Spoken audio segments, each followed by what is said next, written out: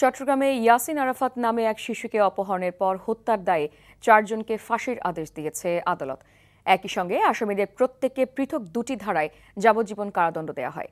বেকসুর খালাস দেওয়া হয় রাবেয়া বেগম নামের এক মহিলাকে। সকালে চট্টগ্রাম দ্রুত বিচার আদালতের বিচারক মহিতুল হক এনাম চৌধুরী আসামিদের উপস্থিতিতে এই রায় দেন। মৃত্যুদণ্ডপ্রাপ্তরা হল মোহাম্মদ আনোয়ার, ফারুক, সুজন মিয়া ও ইদ্রিস।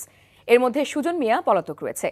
মামলার বিবরণীতে জানা যায়, 2012 সালের 17 ডিসেম্বর নগরীর হালিশহর এলাকার রিয়াজ উদ্দিনের 5 বছরের শিশুপুত্র ইয়াসিন আরাফাত আবিরকে অপহরণের পর সীতাকুণ্ডের বেরিবাদ এলাকায় হত্যা করে আসামিরা।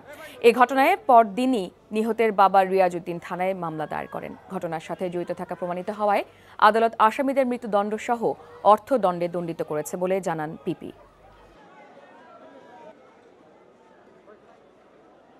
একজন ড্রাইভার আর একজন আমার বাচ্চার, আমার ছেলের মা সাজে, তাহলে সে কিভাবে দায় মুক্তি পায়? সে তো কখনো দায় মুক্তি পায় না, ক্ষমা পায় না।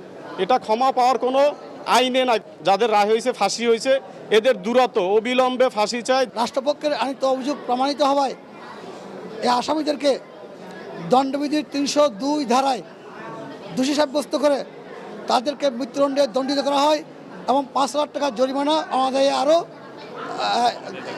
2 বছরের শাস্তি দেওয়া হয়।